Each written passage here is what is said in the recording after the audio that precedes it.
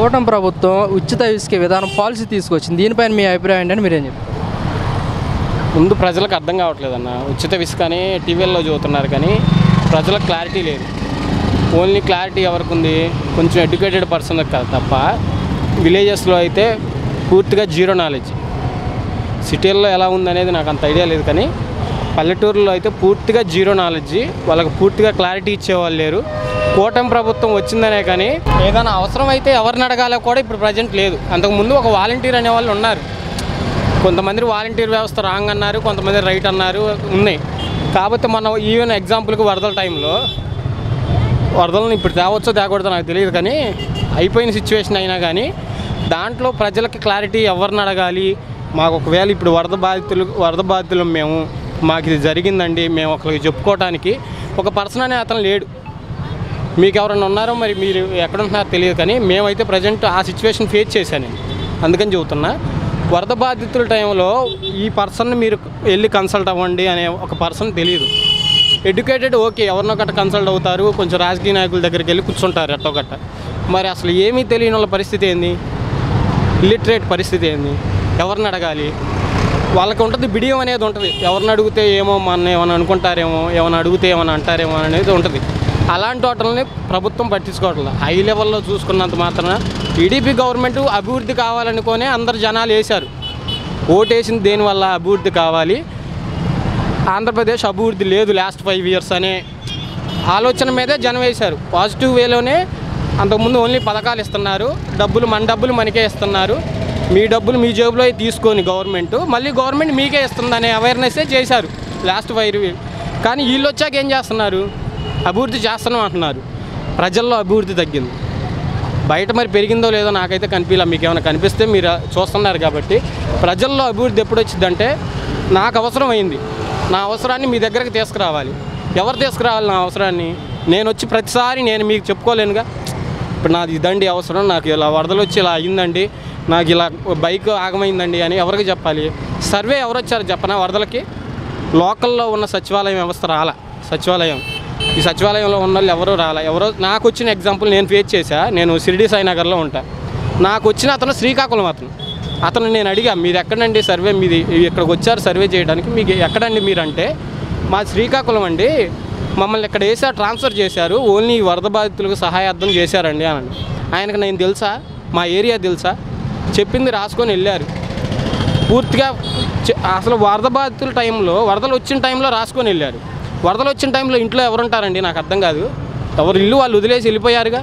ఆ వరదలు వస్తున్నా కానీ ఇళ్లల్లో కూర్చోలేదుగా ఎవరు. బయటికి వెళ్ళిపోయాక ఒక 10 days తర్వాత 15 days తర్వాత సర్వే చేయాలి. వాటర్ అన్నీ పూర్తిగా పోయాక మొత్తం రీకాల్ చేశాక సర్వే చేయాలి. అలా చేయలేదు. ఓన్లీ వరదలు వచ్చిన టైంలో నీళ్లు ఇంట్లో ఉన్నప్పుడు, రోడ్ల మీద నీళ్ళు ఉన్నప్పుడు, ఆల్మోస్ట్ 4 feet 3 feet ఉన్నప్పుడు సర్వే వాళ్ళు వచ్చారు. వాళ్ళ వరకు అప్పుడు ఆ టైంలో ఉండేవారు ఓనర్స్ ఉంటారు, రెంట్కుండే వాళ్ళు ఉండరు. రెంట్కుండే వాళ్ళు ప్రాపర్. ఇప్పుడు నాది విలేజ్, నేను విలేజ్ నుండి వచ్చా, మా విలేజ్కి వెళ్ళిపోయా. అప్పుడు నా సర్వే ఇచ్చింది ఎవరో? నా ఓనర్ ఇచ్చిండు. మీ ఓనర్ మీకు సర్వే ఇస్తారా కరెక్ట్గా? మా రెంట్కుండే అతను మునిగిండండి అని ఇస్తారా? మా ఇల్లు మునిగిందండి అని చెబుతారు. మీ ఇల్లు ఎక్కడంట? ఇసుకది పూర్తిగా ప్రజల్లోకి వెళ్ళిందని వీళ్ళు భ్రమలో ఉన్నారు. కూటమి ప్రభుత్వం యాక్చువల్గా నేను వేసింది కూటమి ప్రభుత్వానికి, మా బ్రదర్ వేసింది కూటమి ప్రభుత్వానికి, అందరం వేసాం. ఏది అభివృద్ధి కావాలని. ఇసుక రేట్లు ఎక్కువ ఉన్నాయి. ఇసుక రేటు తగ్గిందని తెలుసు కానీ ఎలా తగ్గింది, ఎక్కడ తగ్గింది, ఎవరికి తగ్గింది అనేది క్లారిటీ లేదు. దానివల్ల ఎవరు ఆ బెనిఫిట్ పొందుతున్నారనేది కూడా క్లారిటీ లేదు. మధ్య తరగతి వాడు బెనిఫిట్ పొందిందా లేదా అనేది వాళ్ళు హౌస్ కన్స్ట్రక్షన్ స్టార్ట్ అయ్యాక తెలిసింది. వీళ్ళు ఆల్రెడీ వదిలేరా? మేము ఇస్తున్నాం, హౌస్ కన్స్ట్రక్షన్ స్టార్ట్ అయిందా? వీళ్ళు గవర్నమెంట్ వచ్చాక ప్రపోజల్ వరకే ఉంది, ఇంకా స్టార్ట్ అవ్వలేదు. వీళ్ళు ఎప్పుడు వదులుతారో మధ్యతరగతి వాడికి మీరు ఇల్లు కట్టుకోండి, మీకు ఇంత మేము ఇస్తాము, మీకు ఏది మనం అది క్లియర్ అయ్యాక జనాలు ఆ తర్వాత వాళ్ళు వెళ్ళి ఇసుక తెచ్చుకుంటారు. అప్పుడు దాకా ఎవరికి తెలియదు. ఓన్లీ ఇప్పుడు బాగుపడేది ఎవరంటే కన్స్ట్రక్షన్ చేసుకునే వాళ్ళు, బిల్డర్సు. వాళ్ళు లబ్ధి పొందారా లేదా వాళ్ళని అడగండి, వాళ్ళు చెబుతారు లబ్ధి మేము పొందామని. ఇసుక కూడా బ్లాకుల్లో అమ్ముతారని కూడా కొన్ని ఆరోపణలు అయితే వస్తున్నాయి, నిజమేనంటారా? బ్లాక్లో అమ్మకుండా ఎలా ఉంటారు? ఇప్పుడు ఇసుక ఆంధ్రప్రదేశ్లో ఇసుక మంచిది అని అందరికీ తెలుసు. హైదరాబాద్లో ఈ ఇసుక దొరికిద్దా? మన ఇసుక కృష్ణానదిలో ఉండే ఇసుక దొరకదు. హైదరాబాద్లో దొరికేది ఏంటంటే విజయవాడ నుండి వెళ్ళే ఇసుక, పల్లెటూరుల నుండి వెళ్ళే ఇసుకలే దొరుకుతాయి. ఎందుకంటే మన ఇసుక బాగుంటుందని అదొక పేరుంది. హైదరాబాద్లో మన ఇసుకలే పోయి అక్కడ కన్స్ట్రక్షన్ జరుగుతుంది. మనకు కన్స్ట్రక్షన్ లేనప్పుడు ఆటోమేటిక్గా ఇసుక బయటకే అమ్ముకుంటారు ఎవడైనా. నీకు ఇక్కడ కన్స్ట్రక్షన్ జరిగితే నువ్వు ఏడ వాడుకుంటావు, బయట వాడుకోవు కదా. ఉచిత ఇసుక విధానం పైన మీ అభిప్రాయం ఏంటని మీరేం చెప్తారు? ఉచిత ఇసుక అంటే ఇప్పుడు సరిగ్గా వదలక బాధపడుతున్నారు కదా జనం అంతా. మరి ఫ్రీగా వదిలితే బాగుంటుందని అందరూ అభిప్రాయం. కార్మికులంతా చాలా బాధపడుతున్నారు, కూలి పనులు చేస్తున్న వాళ్ళందరూ. అదే ఇప్పుడు బాగానే ఉంది, అంతా ఫ్రీగా వదిలితే బాగుంటుంది. ఇసుక కూడా బ్లాక్లో అమ్ముకుంటున్నారు కదా, అమ్ముకుంటున్నారని కూడా కొన్ని ఆరోపణలు వస్తున్నాయి, నిజానంటారా? అమ్ముతున్నారండి, మూట 150 అలా అమ్ముతున్నారు. నేనే తెచ్చుకున్నాను ఒక మూట 150 రూపాయలకి.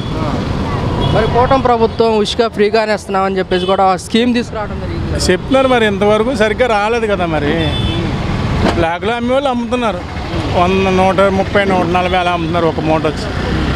అలా బ్లాక్లో తీసుకోవటం మరి కష్టమైన పని కదా. కష్టమైన పని అండి, మరి ఒక మూటకి ఎక్కడికి వెళ్ళాం కదా. దానికి అది ఫ్రీగా వదిలి అందరినీ బాగా చేస్తే బాగుంటుంది. పనులు చేసిన వాళ్ళు అయితే వరదలు వెళ్ళిన కానీ చాలా బాధపడుతున్నారు. మేము కూడా ప్రభుత్వమే, నా అభిప్రాయం కూడా కార్మికులంతా బాగుండాలని ఫ్రీగా వదలమని చెప్పండి ప్రభుత్వానికి. మరి కూటమి ప్రభుత్వం ఫ్రీగా తీసుకొచ్చి మరి అలా చేయటం కరెక్టేనంటారా? కరెక్ట్ అంటే మరి అది మధ్యలో వాళ్ళు చేసేది అదంతా. వాళ్ళు ఏమి చూస్తారు, అధికారులు చూడరుగా. కొద్ది చర్య తీసుకుని జాగ్రత్త చూడమని.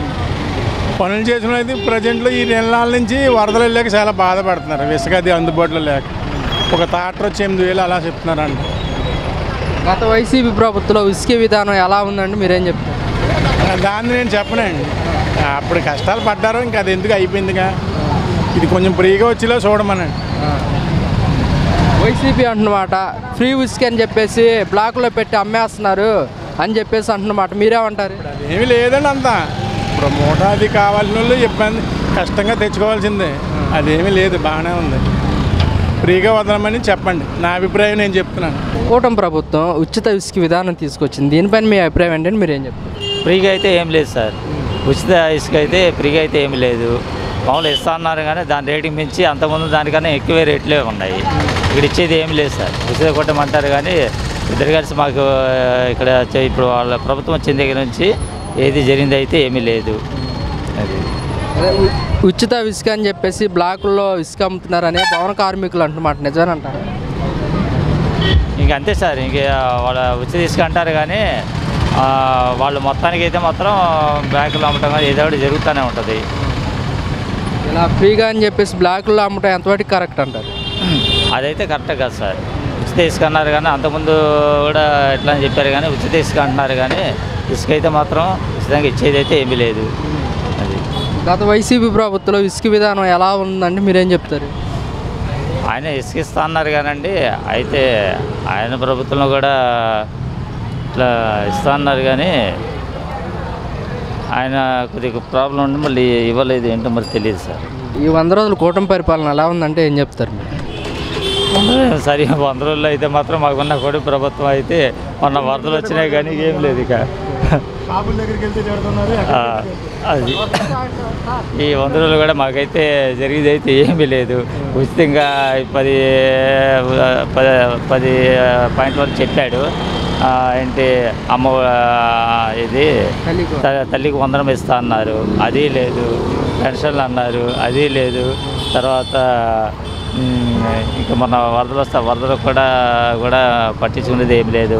ఇద్దరు వచ్చి మాత్రం చెప్పాలంటే మాత్రం ఈ 100 రోజుల పరిపాలన కూడా చాలా అసహ్యంగా ఉంది. చంద్రబాబు నాయుడు గారు నాకు ఈ సూపర్ 6 హామీలు చూస్తున్న భయం అవుతుంది, రాష్ట్ర ప్రజలు మొత్తం అర్థం చేసుకోవాలంటున్నారు కదా, మీరేమంటారు? మేమేమంటామంటే ఈ ప్రభుత్వం అయితే అసలు మాకు వద్దు సార్. ఏంటండి 100 రోజులకే చెప్పేస్తున్నారు? ఈ 100 రోజులకి అట్లా ఉంది పరిస్థితి. కూటమి ప్రభుత్వం ఉచిత ఇసుక విధానం పైన మీ అభిప్రాయం ఏంటంటే మీరేం చెప్తారు? బాగానే ఉంది, ప్రభుత్వం బాగానే అన్ని డెవలప్మెంట్ చేస్తుంది. ప్రభుత్వం డెవలప్మెంట్ లేదు. అంటే భవన కార్మికులు అంటున్నమాట మాకు ఇసుక దొరకట్లేదు, బ్లాకుల్లో అమ్ముతున్నారు, బ్లాకుల్లో కొనుక్కోవాల్సి వస్తుంది అంటున్నారు. చేశాడుగా, అది కూడా లేదుగా. అంతే ముద్దు ఉందా అది వరకు ఇదివరకు ఇసుక అసలు లేదుగా, ఇప్పుడు కొంతవరకు బెటరేగా. మరి భవన కార్మికులు ఉసుకు దొరకట్లేదు, ఇబ్బందులు పడుతున్నారు, బ్లాకుల్లో అమ్ముతున్నారు అంటున్నారు, ఏంటి నిజమేనంటారా? మరి అన్నీ బ్లాకుల దగ్గరికి వెళ్ళకుండా తీసుకోగలిగి ఉండాలి. అది అంటే ఇసుక దొరకట్లేదు అంటున్నారు కదండి. దొరకట్లేదంటే మరి ఇసుక ఫ్రీగా ఇచ్చినప్పుడు గబుక్కలు అయిపోతుంది. స్టాకు ఫ్రీగా ఇచ్చినప్పుడు గబగబా ఎత్తేసి ఉంటారు, మళ్ళీ స్టాక్ వచ్చినప్పుడు దొరుకుతుంది. ఏదైనా అంతేగా. గతంలో ఎలా ఉండేది అంటారు? గతంలో అసలు బ్లాక్ మార్కెట్ అయిపోయిందిగా. గతంలో అసలు బ్లాక్ అయిపోయిందిగా. ఇవాళ పని చేసుకోవడానికి కూడా ఇసుక మూట 150 రూపాయలు 180 రూపాయలు అమ్మారు ఇప్పుడు లాస్ట్లో. అదే తగ్గకపోయినప్పటికీ 100 రూపాయలకి ఇస్తున్నప్పటికీ ఇప్పుడు వేరు. కూటమి ప్రభుత్వం ఉచిత ఇసుక విధానం తీసుకొచ్చింది, దీనిపై మీ అభిప్రాయం అంటే మీరేం చెప్తారు? ఏం ఉచిత విధానం తెచ్చారు? ఏం తెచ్చారు విధానం? దీనికంటే ఎంతోముందు ప్రభుత్వం అన్ని ఉచితాలు పెట్టిందిగా, ఫ్రీగా ఇచ్చింది జనానికి. ఉపయోగం లేదు. వీళ్ళు ఇంకా కనీసం లేని వాళ్ళకి ఏరి ఇస్తున్నారు, లేని వాళ్ళకి. కానీ అందరికీ ఇవ్వట్లా. పోయిన ప్రభుత్వం అందరికీ ఇచ్చింది, ఇప్పుడు ఈ ప్రభుత్వం లేని వాళ్ళకి ఇస్తుంది. దానివల్ల నష్టమేం లేదు.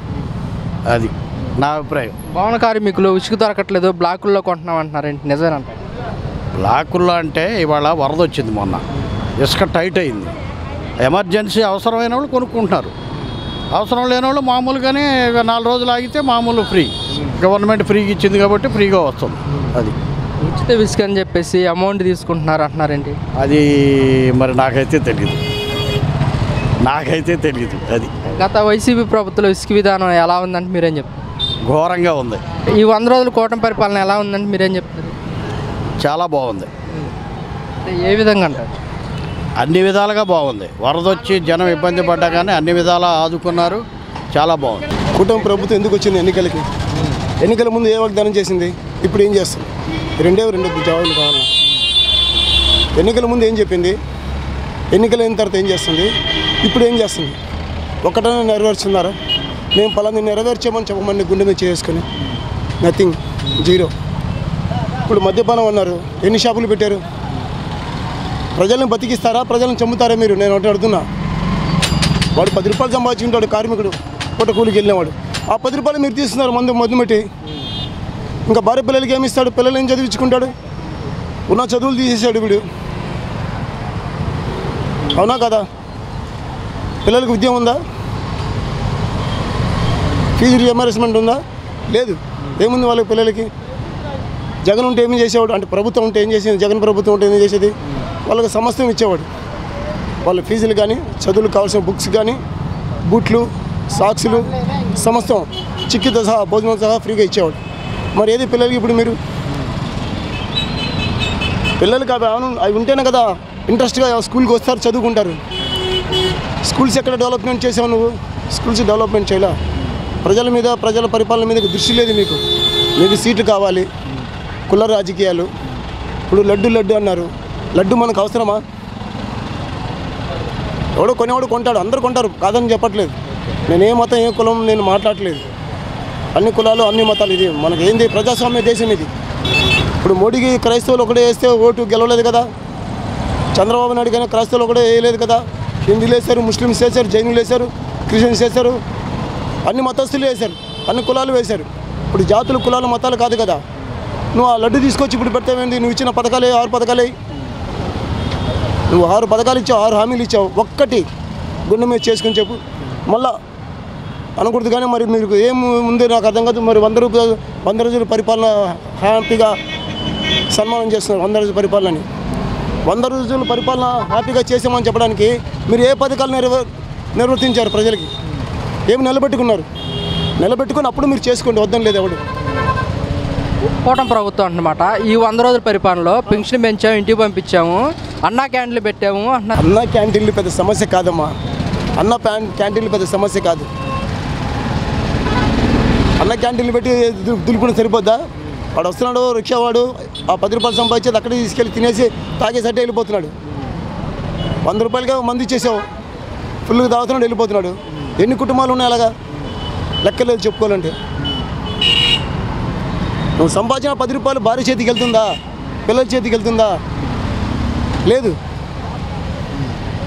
చంద్రబాబు నాయుడు గారు ఎన్నికల హామీల్లో మీకు నాయనమైన ముందిస్తాను, రేట్లు తగ్గిస్తా అన్నారు చెప్పారు కదా. ఇప్పుడు చూద్దాం ఒకసారి మార్కెట్లోకి రండి. మీ ముందే మాట్లాడితే ఇంకా మార్కెట్లోకి వెళ్ళొచ్చా? 500 ఖర్చు పెడితే నేను సంచులు నెలలో చూడు. 500కి వాల్యూ లేదమ్మా, 100 రూపాయలకి వాల్యూ లేదు. 70 రూపాయలు కిలో టమాటా. ఇదే జగన్ ప్రభుత్వం ఉన్నప్పుడు రైతు మార్కెట్లో కిలోకి 2 రూపాయలు లెక్కన లైన్లో నుంచి పెట్టి టమాటాలు అమ్మించాడు. ఆధార్ కార్డు చూపిస్తే చాలు 2 కిలో ఇచ్చేవాడు. ఇప్పుడు ఏది ఆ సిస్టమే లేదా ఇంతవరకు. ఉల్లిపాయలు ఎంత ఉన్నాయి రేట్ చూసారా? 52, ఇళ్ళ దగ్గర 62. ఎక్కడ ఉన్నాయి రేట్లు ఎక్కడ తగ్గించారు? తర్వాత ఆయిల్ రేట్లు చూడండి, ఆయిల్ ప్యాకెట్లు చూడండి రేట్ ఎంత ఉందో. ఇంకా సామాన్యుడు ఏం కొంటాడు? ఇంకా మనమే మధ్యతరగతి వాళ్ళం కొనలేకపోతే సామాన్యుడు ఏం కొంటాడు? ఒకసారి ఆలోచించు. మీ ప్రభుత్వాన్ని విమర్శించాలా? మీరు పరిపాలించండి, ప్రజలు ఓట్లు వేశారు, మీరు దాని ప్రకారంగా జీవించండి, నడుచుకోండి. ఆయన నడుచుకోవట్లేదు. మీరు వాడి మీద వీడి మీద వాడు కక్ష సాధింపులు. మీరు వచ్చిన 6 నెలలకు కూడా కక్ష సాధింపులు సరిపోయింది. మీరు వాడిని కొట్టాడో, వీడిని కొట్టాడో, వాడిని తీసుకొని జైల్లో పెట్టాడో, వీడిని తీసుకొని జైలు పెట్టాడు. ఎందుకు కొట్టుకున్నారు మీరు? నాకు అర్థం కాదు. వాడు పరిపాలించాడు, వాడిని శిక్షించు. మీరు వెళ్ళి కొట్టడం, కార్లు ధ్వంసం చేయడం, ఇల్లు ధ్వంసం చేయడం ఎంతవరకు న్యాయం? ఇది కరెక్టా? ఇది కార్లు ఏం చేసేయండి? ఒక మళ్ళీ ఎమ్మెల్యే ఉన్నాడు, వాడి పరిపాలన సరిలేదు, వదిలేసేయి. వాడి మీద కేసులుండి కోర్టుకి వేయండి. కోర్టులు న్యాయస్థానాలు ఉన్నాయి కదండి, న్యాయస్థానాలు చూసుకుంటారు. మీరు కార్యకర్తలను పంపించి రౌడీజం చేయడం ఏంటి, కొట్టడం ఏంటి, కార్లు ధ్వంసం చేయడం ఏంటి, ఇల్లు తగలబెట్టడం ఏంటి? ఇది ఎంతవరకు న్యాయం? ఇది పద్ధతి కాదు. ఇది నచ్చలా. ఇది దాన్ని ఏమంటారు ప్రజలు? ప్రతి ఒక్కరు హర్షించారు దాన్ని. కక్ష సాధింపు సరిలే అంటారు. మీకు వాళ్ళు ఇద్దరు కలిసి కక్ష సాధింపులు. మీరు బతికిన 5 సంవత్సరాలు. ఇంకొక చిన్న పాయింట్ చెప్తాను, లాజిక్. మీరు బాగా ప్రజలు ఆలోచిస్తున్నారు లేదో, 2 సంవత్సరాలు కరోనా టైంలో ప్రజలను ఏ విధంగా ఆదుకున్నాడు? ఏ ముఖ్యమంత్రి ఆదుకోలేదు? గంటపదంగా చెప్తాను నేను. మీరు కూడా మీడియా సమక్ష కూడా ఆలోచించండి. ఎంతమందిని కాపాడాడు జగన్ ప్రభుత్వంలో. కరోనా చిన్న విషయమా అండి? కరోనా చిన్న విషయమా? పిట్టల్లాగా రాలిపోయాలండి ప్రజలు, పిట్టల్లాగా. తల్లికి ఎవరో, బిడ్డకి ఎవరో, భార్యకి ఎవరో, కొడుకు ఎవరో తెలియదు. శవాలను ఇంటికి కూడా తీసుకురాలేదు. నా ఇంటి పక్కనే కుర్రోడు చనిపోయాడు, నా కొడుకుతో పాటు. శవం ఇంటికి రాలేదు. ఆడుతూ పాడుతూ ఉన్నాడు, వెళ్ళిపోయాడు, అంతే. అట్నే శవం, అంతే. అట్నే ఇంటికి కూడా రాలేదు. భార్య, 2 పిల్లలు, చిన్న పిల్లలు. ఏం చేయాలి అంటే ఇలా చెప్పుకోవాలంటే చాలా ఉన్నాయి. అటువంటి ప్రభుత్వంలో కరోనా టైంను ఎదుర్కొని రాష్ట్రాన్ని ఒక గాడిలో పెట్టాడు. యాక్చువల్గా పరిపాలించేది 3 సంవత్సరాలే. మీరు 5 సంవత్సరాలు పరిపాలించాడు, 5 సంవత్సరాలు పరిపాలించాడు జగన్ అంటాడు. 5 సంవత్సరాలు పరిపాలించాలా? మీరు అవకాశం ఇవ్వాల. ఇచ్చుంటే ఇంకో రకంగా ఉండేది, అప్పుడు తెలిసి ఉండేది. ఇచ్చుంటే ఇంకొక బాగుండేది. ఆయన 2 సంవత్సరాలు కరోనాతో సరిపోయింది. ఎన్ని సమస్యలు ఎదుర్కొన్నాడు? ఎంతమంది వెళ్ళారు వాలంటీర్లు, ఎంతమంది పోలీసులు పనిచేశారు కరోనా టైంలో? ప్రతి ఒక్కరి గురించి మాట్లాడతాను నేను. వాలంటీర్స్ లేకుండా ఉంటే ఈరోజు కరోనా టైంలో అసలు గుట్టలు ఉండే శవాలు మన విజయవాడలో. చెప్పేదానికి లేదు. ఎంతమంది ప్రాణాలు ఆదుకున్నారు, ప్రాణాలు తెగించారు. వాళ్ళు ప్రాణాలు తెగించి వాళ్ళ పిల్లల్ని, భర్తను కూడా వదిలేసి వాళ్ళు సేవ చేశారు వాలంటీర్స్. వాళ్ళకి ఇచ్చింది ఉచితం అంతా 5,000. వాళ్ళు లెక్క చేయలేదని సేవాభావంతో ముందుకు వచ్చారు. వాళ్ళని అప్సెట్ చేయాలి. వాలంటీర్ వ్యవస్థ తీసేసావు. ఏం సాధించుకున్నారు మీరు? జగన్ కానీ ఇతను కానీ ఏం సాధించారు మీరు? వాలంటీర్ వ్యవస్థను తీయించి అదేంటంటే అది వాడు ప్రవేశపెట్టాడు, నేను తీసేయాలి. దీన్ని ఏమంటారు? కక్ష సాధింపు అంటారు. అవునా కాదా? అది కాదు. చంద్రబాబు నాయుడు గారు ఎన్నికల ప్రచారాల్లో వాలంటీర్స్ని కొనసాగించి వేతన కింద 10,000 ఇస్తా అని చెప్పి అన్నాడు. అదే అడుగుతున్నా. ఏది ఇచ్చాడా? ఎందుకు చేయలేదు ఇంతవరకు? ఎందుకు నిర్ణయం తీసుకోలేకపోతున్నాడు? ధైర్యం చాలట్లా. నేనేమని అడుగుతాను అసెంబ్లీలో, పార్లమెంట్లోనే? అయ్యో భయం వేస్తుంది. ఒక ముఖ్యమంత్రి 2 సంవత్సరాలు పరిపాలన చేసావు, నాకు భయం వేస్తుందని నువ్వే చెప్తే ఇంకెవడు సామాన్యుడు ఏం మాట్లాడతాడమ్మా? ఎందుకు భయం వేస్తుంది? ఖజానా ఖాళీ అంట, డబ్బు లేదంట. మరి ఇదే జగన్ అన్నావు, మరి ఖజానా ఖాళీ చేసి శ్రీలంక అయిపోతుంది, ఇంకోటి కాశ్మీర్ అయిపోతుంది అన్నావు. మరి నువ్వు అప్పులు చేయట్లేదా? అప్పులు చేయని వాడు చరిత్ర. అమెరికా వాడు కూడా అప్పులు చేస్తాడండి. ప్రజలకు తెలియదు అనుకోపాక, ప్రజలకు అంతా తెలుసు. అప్పు చేయని పరిపాలన దేశం, ప్రజల రాష్ట్రం ఏది లేదు. శ్రీలంక కాదు, కాశ్మీర్ కాదు, కన్యాకుమారి కాదు, ప్రతి రాష్ట్రం, ప్రతి జిల్లా కూడా అప్పులు చేయకుండా బ్రతకదు, పరిపాలించదు లేదు.